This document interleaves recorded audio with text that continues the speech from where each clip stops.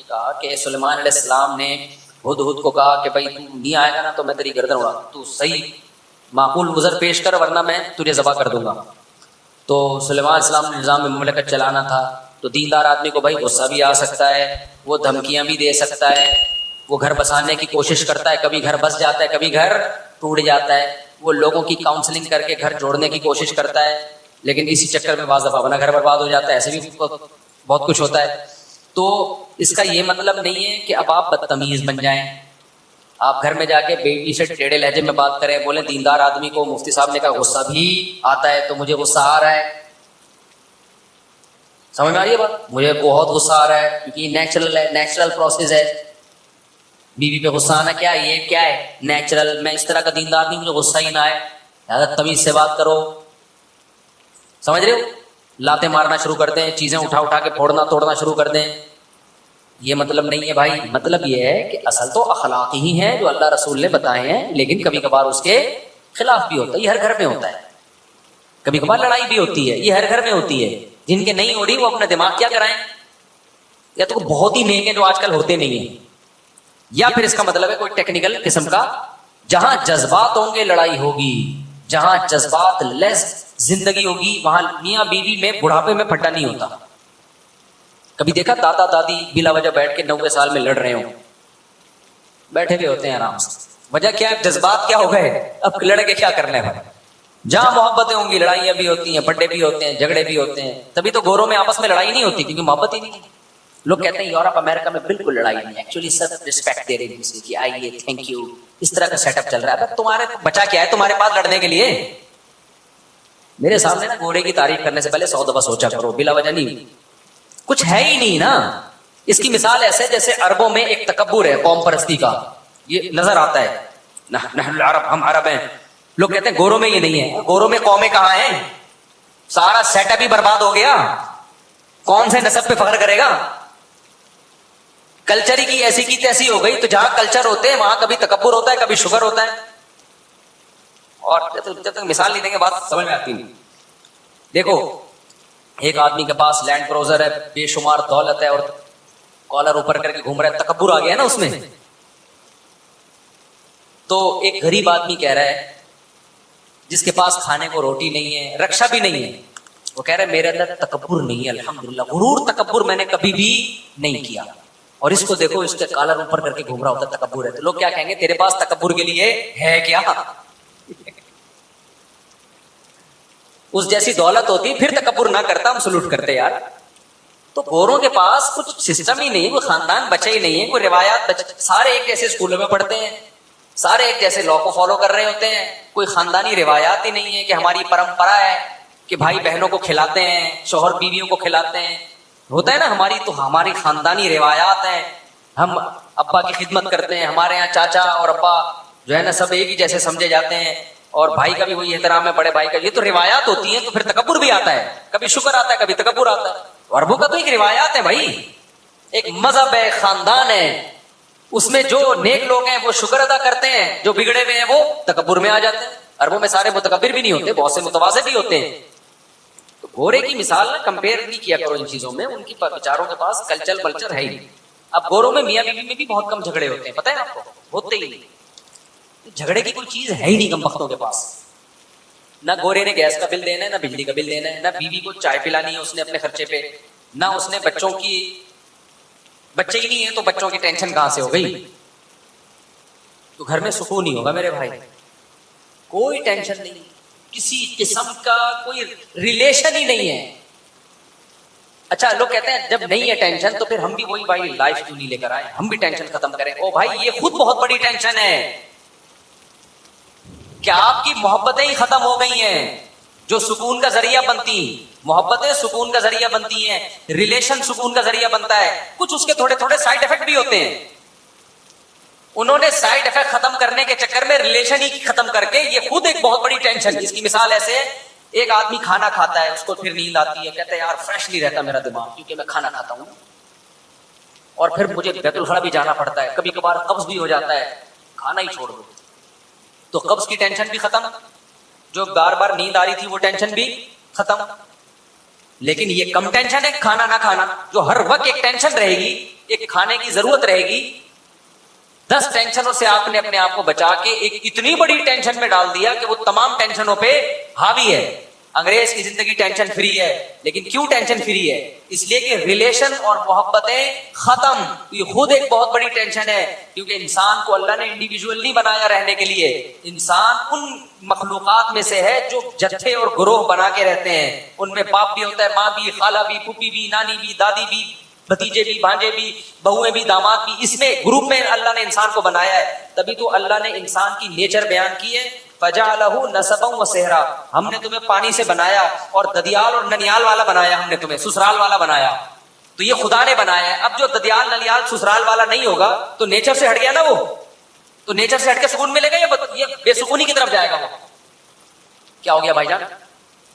تو natural life تھوڑی رہی ہے اس کی, پھر وہ تو ایک انسان ہے بس, نہ اس کا کوئی ریلیشن ہی نہیں ہے, کوئی قربانی کا جذبہ ہی نہیں دوسرے کے لیے. تو انگریز کی میاں بیوی سے کس بات کی لڑائی ہے؟ آتنک ہوتی پھر بھی ہے, کمال کی بات ہے. لڑنے کے لیے کچھ بھی نہیں ہے, پھر کس بات پہ لڑ رہا ہے؟ ہمارے ہاں لڑائی ہو تو سمجھ میں آتا ہے, وجہ اس کی ایک ریلیشن ہے, اور صرف خالی پیلی کی آئی لو یو نہیں ہے, بلا وجہ کا ریلیشن ہے. گورے بھی ویلنٹائن ڈے پہ اپنی محبوبہ کو پھول پیش کرتے ہیں. ہماری یہاں خواتین کو شکایت ہوتی ہے میرا میاں پھول نہیں پیش کر رہا.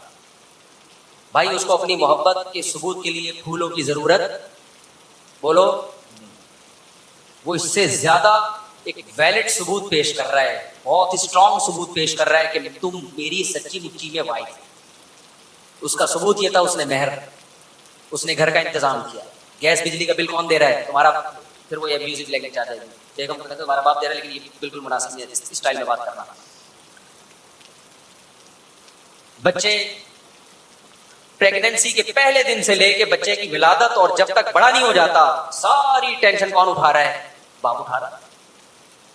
آخری دن, حتیٰ کہ بیٹیوں کی شادی کے بعد کی ٹینشن بھی اٹھا رہا ہے کہ داماد صحیح سلوک کر رہا ہے کہ نہیں کر رہا. اور کیا ثبوت چاہیے بھائی؟ گورے کے پاس یہ تمام چیزیں نہیں, لہٰذا وہ لڑتے نہیں ہیں. ویلنٹائن ڈے پہ اپنی وائف یا گرل فرینڈ یا جو بھی ان کی, وہ بھی بڑے تکلفات ہیں اس میں. تو ایک عدد اس نے پھول پیش کر دیا, اور وہ بھی پتہ نہیں اس کے خرچے سے ہی نہ لے کے کیا, یہ بھی اتنا خرچہ گورا اتنا بڑا دل رہا نہیں ہے اس کا. کیا پھٹا کیری ہے کیا اس کے پاس؟ ہمارے نانا سے جب کوئی پوچھتا تھا کہ آپ کے گھر میں خیریت ہے, وہ کہتے تھے خیریت کم بختوں کے ہاں ہوتی ہے. صحیح ہے نا, جن کے کوئی ہو ہی نہیں. ہمارے تو بہو ہیں, داماد ہیں, بیٹے ہیں, پوتے ہیں, پوتیاں ہیں, بیٹیاں ہیں. کبھی کسی کے سر میں درد ہے, کبھی کسی کا موڈ آف ہے, اس کو منانے میں لگے ہوئے ہیں. کبھی کوئی بے روزگار ہے, وہ صلواتیں سن رہے ہیں, تو آگے سے ایک دن اس نے بھی سنا دی. خیریت کن کے ہاں ہوتی ہے میرے بھائی؟ کم بختوں کے, بدقسمتوں کے ہاں ہوتی ہے, جن کے ہاں ہزار ہزار گز کے بنگلے اور دیواریں ہوں.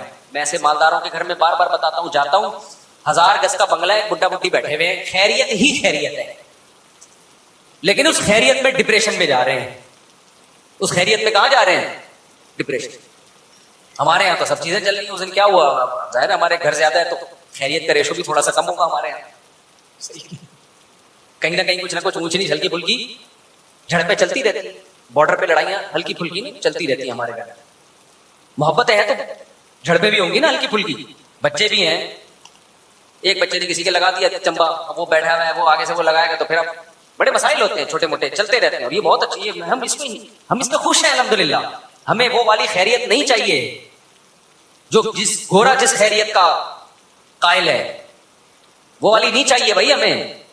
تو ایک دن کیا ہوا, وہ کبھی کیا بتایا یار, اپنے گھر کی باتیں اچھا بھی نہیں لگتا بتانا. میرا کہیں گھر میں ہلکی پھلکی سی اونچ نیچ ہو گئی, مجھے میٹر بہت گھوم گیا نا, غصہ مجھے زیادہ آ رہا. میں نے کہا یار اب میں گھر میں رہا تو پھر لڑائی ہو جائے گی, تو گھر سے شارٹ ہو جاؤ. بہتر یہی ہے کہاں چلے جاؤ, گھر سے نکل جاؤ. سب سے بہتر طریقہ یہی ہوتا ہے, میاں بیوی میں کہیں اونچ نیچ ہو جائے تو گھر سے نکل جاؤ. میں گھر سے نکل گیا, کہاں جائے بھائی, دوسرے گھر میں چلا گیا. اچھا جب غصے میں آدمی ہوتا ہے تو اس کو چھوٹی بات بہت بری لگتی ہے. دوسرے گھر میں کوئی چھوٹی سی بات تھی جو زیادہ بڑی نہیں تھی, لیکن میری مرضی کے خلاف تھی وہ, تو میں چونکہ غصے سے آیا تھا تو مجھے وہ چھوٹی بات لگی بری, تو میں نے ڈانٹ دیا ذرا زور سے. حالانکہ وہ اتنی ڈانٹنے کی بات نہیں, غصہ پہلے ادھر آیا ہوا تھا, تو میں نے کہا پارسل کرو نا, کہیں نہ کہیں تو نکالو اس کو. اچھا مجھے اندازہ ہوا کہ یار یہ تھوڑا میں نے کیا کر دیا ہے, یہ اتنا بنتا نہیں تھا, لیکن میں چونکہ خود غصے میں تھا تو میں نے وہ پارسل کر دیا. اب میں نے کہا یہ نہیں, جنگ یہاں پہ جھڑپیں نہ شروع ہو جائیں گی, یہاں سے بھی کیا کرو, موو کرو فوراً. گورے کو یہ باتیں سمجھ میں نہیں ہے. ہم وہاں سے نکلے, اب تیسرے گھر میں جاؤ تو ایسا نہ ہو کہ وہاں کچھ اور ہو. تو میں نے کہا دفتر ہی سب سے بہتر ہے, آفس.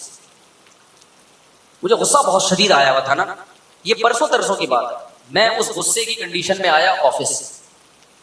جیسے ہی آفس میں گھسا ہوں, ایک صاحب بیٹھے ہوئے, یہ دارالعلوم فرنگی سے 2 علماء آئے ہیں آپ سے ملاقات کے لیے. اب بے وقت کوئی بندہ آئے نا, اس سے آدمی کو, اور مجھے تو بہت زیادہ غصہ کہ میں ریلیکس ہونے کے لیے آیا ہوں اور ابھی میرا دماغ نارمل کنڈیشن میں نہیں ہے. اچانک 2 بزرگ شخصیات ملاقات کے لیے آ جائیں تو آدمی پہلے نارمل ہوتا ہے تو بات کرتا ہے نا کسی سے. لوگ تو وہ تو بیچارے مولانا تھے, اب کیا کہہ سکتا ہوں میں, بزرگ نہیں تھے, نوجوان مولانا تھے وہ. میں نے کہا یار ان کو سناؤ ٹائٹ قسم کی نا, کہ بھائی آپ پہلے ٹائم لے لیتے, آدمی ہر وقت ایک جیسی حالت میں نہیں ہوتا, بے وقت آپ آ کے ٹپک گئے. اب میں جیسے ہی اندر گھسا ہوں تو بندے نے بتایا کہ یہ 2 آئے ہیں آپ سے ملاقات کے لیے. اب میں پھیکی تکلف والی مسکراہٹ, السلام علیکم, آپ سے مل کے دل تو چاہ رہا تھا, کو بالکل بھی خوشی نہیں.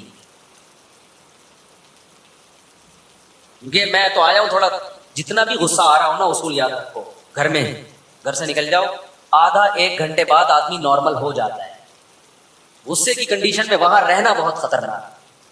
یہ میرا تجربہ ہے, ہمارے سے زیادہ کس کا تجربہ ہوگا؟ آپ کا ایک کا تجربہ ہوگا, مجھے تو بہت سارے تجربے ہیں ہمارے پاس, ہول سیل کے حساب سے تجربے ہیں. میں تو تجربہ سینٹر کھولنا چاہ رہا ہوں. اس کا اصول یہ ہے کہ غصے میں, کیونکہ آدمی جتنا بھی نیک ہو, ہم تو کوئی بہت نیک بھی نہیں ہے, بہت نیک تو دور کی بات, ہم تو کوشش کر رہے ہیں نیک بننے کی.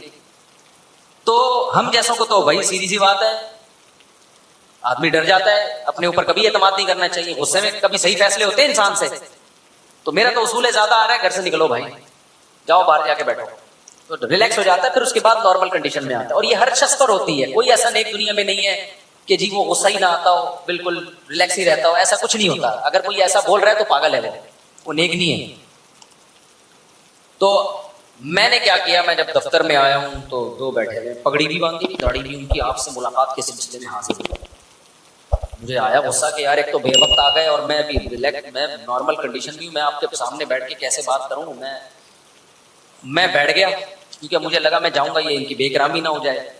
تو مجھے خیال ہوا کہ یار اگر میں بیٹھا رہا تو بے اکرامی کا زیادہ خطرہ ہے.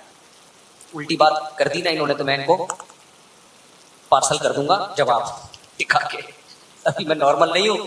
میں نے ان سے کہا مجھے ایک بہت ضروری کام ہے. بڑی مشکل سے اپنے آپ پر قابو کیا, میں نے بالکل نارمل تھا کہ ان کو پتہ نہ چلے. میں نے کہا مجھے بہت ضروری کام ہے, آپ بیٹھے, میں آتا ہوں.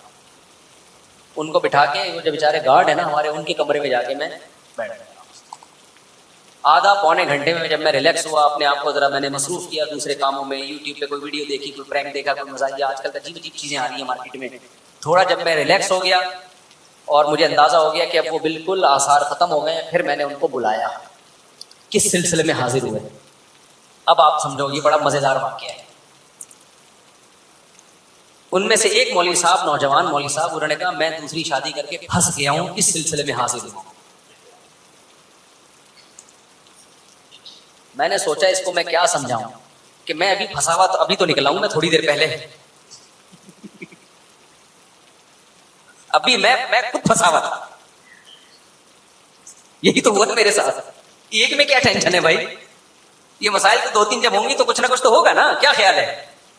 ایک والے کو کیا پتا یار, جب 2-3-4 ہوں تو کچھ نہ کچھ تو بھائی. جب شہد کے چھتے میں منہ دھو کے شہد پیو گے تو مکھیاں کیا کریں گی, کاٹیں گی.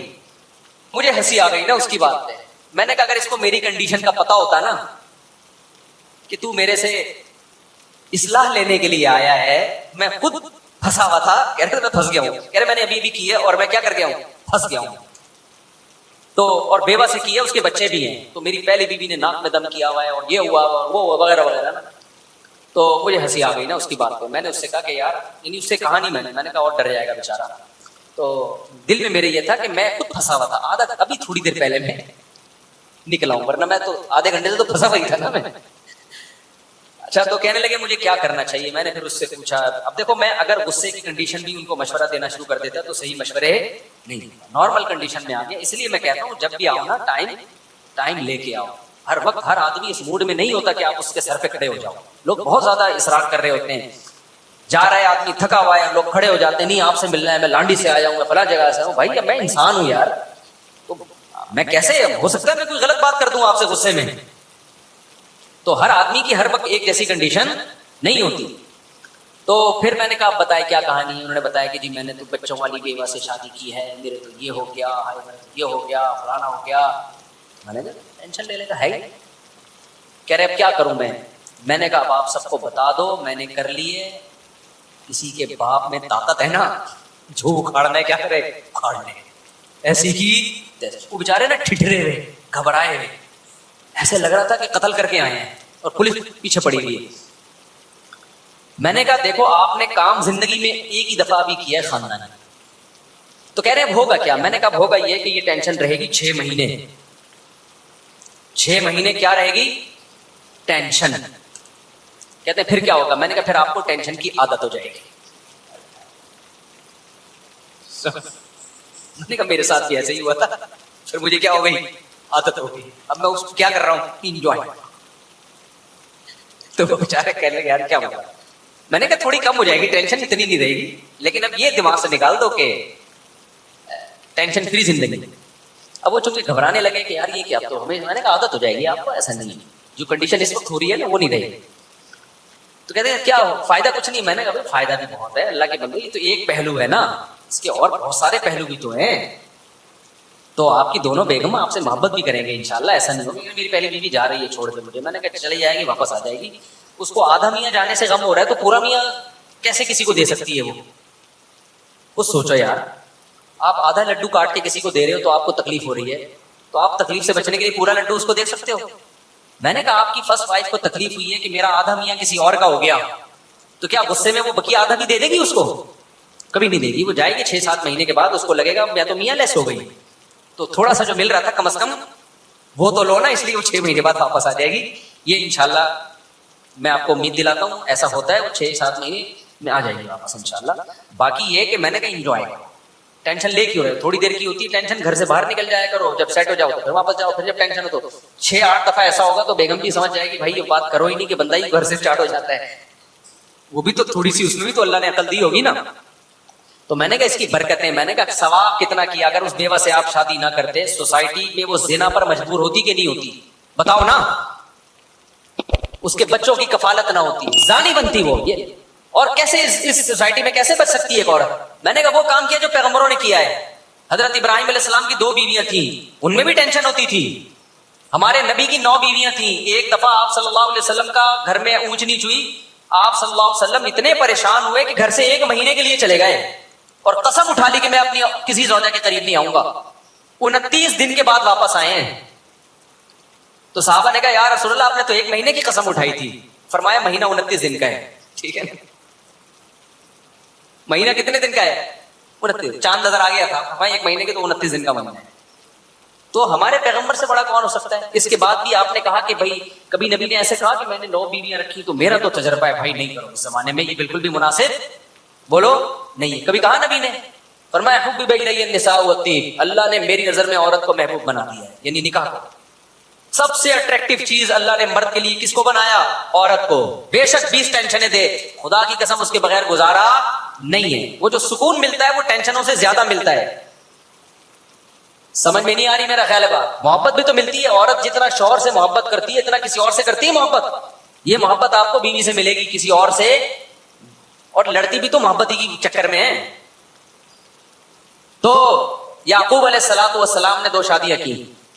دوسری بیوی کے جو پہلی وائف کے جو بچے تھے انہوں نے دوسری وائف کے بچے کو کنویں میں ڈال دیا, یوسف علیہ السلام کو. کیسے خطرناک سائیڈ افیکٹ سامنے آئے نا دوسری شادی کے. کیا ہو گیا بھائی آپ لوگوں کو. یعقوب علیہ السلام کی جو پہلی وائف کے بچے تھے انہوں نے دوسری وائف کے بیٹے کو, سوتیلے بھائی کو اٹھا کے کہاں ڈال دیا, کنویں میں. کس قدر خطرناک سائیڈ افیکٹ سامنے آئے نا دوسری شادی کا.